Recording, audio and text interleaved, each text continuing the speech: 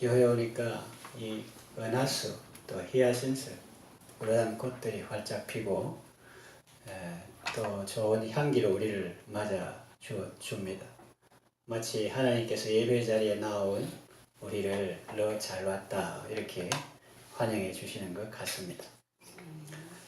저도 평일에 이렇게 오면 복도까지는 좀 어두운데 문을 열면은 햇빛이 쫙 들어오고 또 향기가 가득한 방이 크지 않으니까 그런 거 있을 때 참 자연적 생명이 있는 곳이 너무 좋고 또 우리의 영혼의 햇빛 대신 예수님께서 우리에게 비출 때 그 평화 내게 깃들고 주은 해꽃 피네 그렇게 될 줄로 믿습니다. 오늘 읽은 본문을 통해서 어리석은 부자 이런 제목으로 말씀을 전하겠습니다. 우리는 모두 부자가 되기를 좋아합니다. 왜냐하면 아무래도 없는 것보다는 있는 것이 낫죠. 또 모자라는 것보다는 넉넉한 것이 좋다고 생각하기 때문입니다. 많이 가지고 있으면서 검소하게 사는 것하고 아예 없는 것하고 다르니까요. 가진 것이 없으면 살기 불편하고 또 인생을 살면서 들여다볼 때 들여다봐야 되고 또 남을 도와주고 싶어도 도와줄 수 없는 그런 일이 생기기 때문에 가난을 싫어합니다. 그래서 우리는 모두 부자 되기를 좋아하고 또 다른 사람에게 그렇게 축복합니다.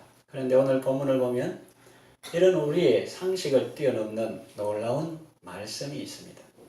부자 되지 말라 하는 그런 말씀이 아니고요. 또 부자가 나쁘다 그런 말씀도 아닙니다. 어리석은 부자가 되지 말라는 말씀입니다. 예수님 오늘 본문 말씀을 통해서 우리에게 놀라운 사실을 가르쳐 주십니다. 그것이 무엇입니까? 첫째로 사람의 생명은 그 소유의 넉넉함에 있지 않다는 것입니다. 오늘 주님이 어리석은 부자 이야기를 한 배경이 있습니다. 무리 중에 한 사람이 예수님께 말했습니다. 선생님, 내 형을 명해서 유산을 나와 나누게 하소서. 그때 예수님이 대답했습니다. 이 사람아, 누가 나를 당신들의 재판장이나 물건 나누는 자로 세웠느냐? 그렇게 하면서 삶과 모든 탐심을 물리치라. 그렇게 사람들에게 말했습니다. 그러면서 사람의 생명이 그 소유에 넉넉한데 있지 아니하니라. 그렇게 말씀하셨죠. 근데 우리는 보통 우리의 소유가 넉넉하면 우리의 생명도 안전하리라고 생각합니다. 소유와 생명을 보호하는 울타리라는 거죠. 그 소유가 우리의 생명을 안전하게 하고 든든하게 해주고 풍성하게 해줄 것이라고 생각합니다. 그래서 정당한 목 이외에도 다른 것을 많이 취하려고 애를 씁니다. 재벌가의 유산 상속에 대한 소송을 보십시오. 그들이 당장 먹을 것이 없어서 그렇게 했겠습니까? 아니지요. 심지어컨대 예수님께 나온 이 사람도 아마 그런 사유로 예수님께 청탁하게 된 것 같습니다. 예수님은 그 청탁을 거절하시고 모인 무리들에게 말씀하십니다. 삼가 모든 탐심을 물리치라. 탐심이 사람을 복되게 하는 것이 아니라 만복의 근원이신 하나님께서 사람을 복되게 하시는 줄로 믿습니다. 아멘.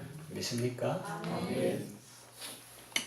사람의 생명은 그 소유의 넉넉함과 반드시 비례하는 것은 아닙니다. 그렇죠?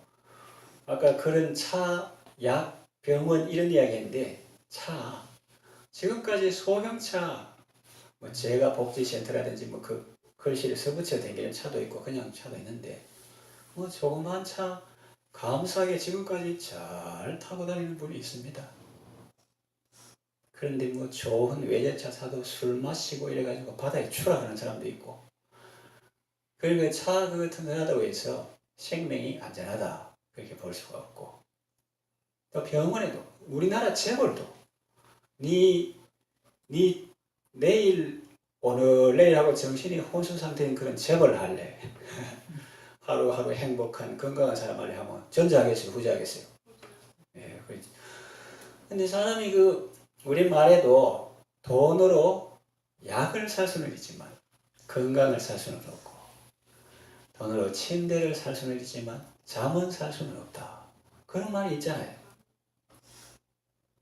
사람을 복되게 하는 것은 소유가 아니라 하나님께서 우리를 복되게 하는 줄로 믿습니다. 사람의 생명은 그 소유의 넉넉함과 반드시 비례하는 것은 아닙니다. 소유가 넉넉해도 생명이 안전하지 못한 사람이 있고, 소유가 넉넉하지 못해도 생명이 안전하고 건강하게 기쁘고 복되게 살아가는 사람도 있습니다. 주님의 말씀은 우리에게 생명은 하나님께 속한 것이지 우리의 소유에 속한 것이 아니라는 사실을 일깨워 줍니다. 다윗 같은 사람은 막 망명생활, 또 쫓기는 생활, 그런 생활을 해도 하나님 안에 생명 사계 속에 사여 있기 때문에 그 누구도 그를 해할 수가 없습니다. 그러므로 우리는 물질을 추구하는 삶이 아니라 하나님을 추구하는 삶을 살아야 합니다. 그것이 지혜입니다. 하나님을 추구하는 삶을 살면 생명을 얻되 풍성히 얻게 됩니다. 예수님이 오신 것은, 인자가 온 것은 양으로 생명을 얻게 하고 더 풍성히 얻게 하려는 것이라. 예수님께서 우리에게 생명을 주시고 진리의 말씀으로 우리를 낳으시고 거듭나게 하시고 그 거듭난 말씀이 또한 자라도록 계속 말씀을 공급하시는 것입니다. 그러나 사람이 탐심을 가지면 추하게 되고 어리석은 삶을 살게 됩니다. 탐심을 버리고 하나님을 추구하는 여러분 되시기를 바랍니다. 두 번째, 오늘 본문을 통해서 우리에게 주시는 교훈은 인생은 자기 생각대로 되는 것이 아니라는 것입니다. 예수님께서 이제 사람의 생명이 그 소유에 넉넉한 데 있지 않다 하시고 이제 이야기를 말씀을 하십니다. 사람들이 알아듣기 쉽게. 한 부자가 있었습니다. 그 밭에 소출이 풍성했습니다. 그래서 마음에 생각합니다. 내가 이 곡식을 사둘 곳이 없으니까 어찌할까 하면서 무릎을 탁 치면서 이렇게 해야지. 역시 나는 천재야. 내 곳간을 헐고 더 크게 짓고 내 모든 곡식과 물건을 거기 사두어야지. 정말 머리 좋습니다. 그리고 내 영혼에게 말해야지. 내 영혼아, 여러 해 쓸 물건을 많이 쌓아두었으니 경상도 말로 죽을 때까지 먹고 살 거 다 안전하게 마련해 놓았으니 이제는 평안히 쉬고 먹고 마시고 즐거워하자. 그래서 이 사람은 자기 나름대로 노후 대비랄까 어떤 삶의 계획 이런 거를 철저히 했죠. 그러나 여러분 묻습니다. 그 모든 계획이 그대로 이루어졌습니까? 아닙니다. 물거품처럼 사라지고 말았습니다. 한여름밤에 꿈이 되고 말았습니다. 그 부자가 속으로 그런 생각을 했는지조차도 아무도 알지 못했을 것입니다. 아무도 그런데 관심이 없습니다. 세상 사람들은 아침에 말하겠죠. 부자 영감이 간밤에 죽었구나. 그리고 다른 사람들이 부자의 뜻과 상관없이 그 재물들을 처분하겠죠. 그 부자는 자기의 재물에 대해서는 많은 생각을 했으나 걔 말겠죠. 마케팅, 언론, 상법, 경제학 이런 거, 또 조세 이런 법 이런 거 많이 연구했겠죠. 그러나 정작 자기의 영혼에 대해서는 많은 생각을 하지 못했습니다. 만일 그날 밤에 자기 영혼이 하나님께 부름받는다는 사실을 알았더라면 과연 그렇게 살았을까요? 아닙니다. 다르게 생각하고 다르게 살았을 것입니다.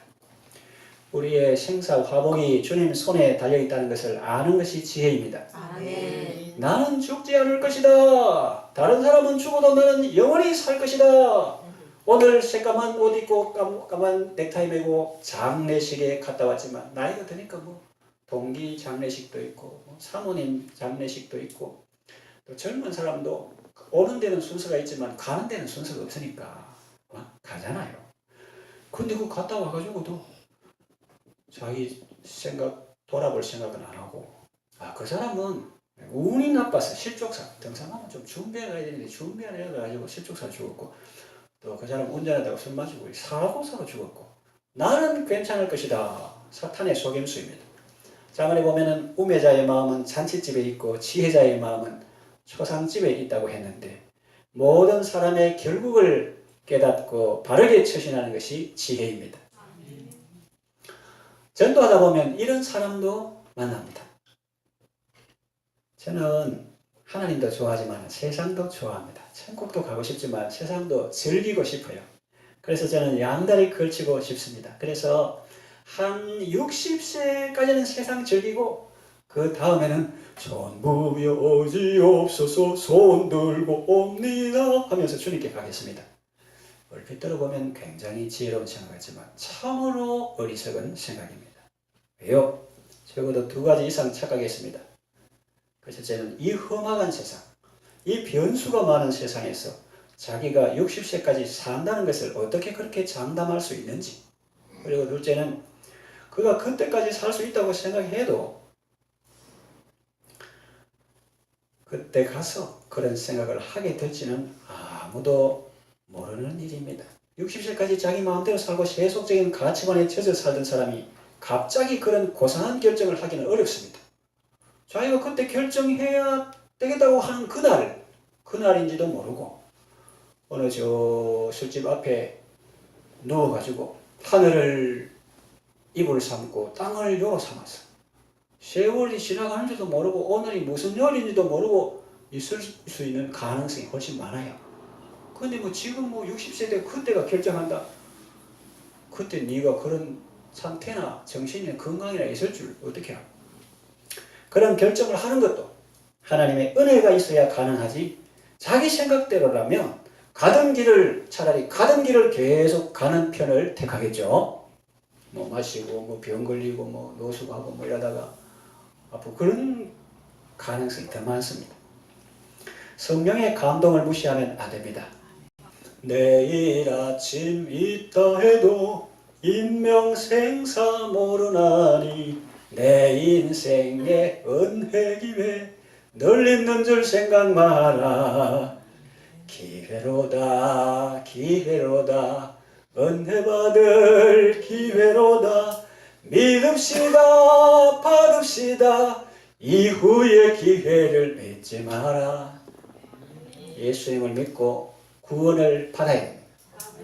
그럼 예배 전에 부른 찬송도 뭡니까? 이때라 이때라 주의 긍휼 받을 때가 이때라. 예수님이 안 좋은 분이시라면 나중에 믿겠다는 것이 이해가 되지만은 진실한 사람들이 고백하는 바는 예수님은 참 좋은 분이십니다. 보면 인격에 매력이 있는 사람 있잖아요. 품위가 있는 사람 있잖아요. 그런 사람들이 뭐라고 이렇게 합니까? 내가 이 좋은 예수님을 왜 이제야 믿었는지 후회가 된다. 이렇게 할 정도로 예수님은 정말 좋은 분입니다. 그렇게 좋은 분인데 그 사람이 왜 이렇게 느끼는지 후회가 된다. 세상적으로 잘나가고 인격적으로 훌륭한 사람이 거짓말 하겠습니까? 그렇게 말하는데 그런데 60세쯤 돼서나 믿어보란다. 그런 어리석은 말이 어디 있습니까? 예수님이 좋으면 진작 믿고 세상이 좋으면 끝까지 따라가는 것이 이치에 맞지 않습니까? 대전에서 서울 가는 기차를 타든지 부산 가는 기차를 타든지 해야지 두 군데 다 가려고 양다리 걸치면 가랭이 찢어집니다. 천만다행으로 세상도 즐기고 천국도 상급받아 이래가지고 60세쯤 되어 그런 결정을 간신히 해서 예수를 믿었다 해도 지금 믿는 것하고 어릴 때부터 혹은 20대부터 예수 믿는 것하고 어찌 비교하겠습니까?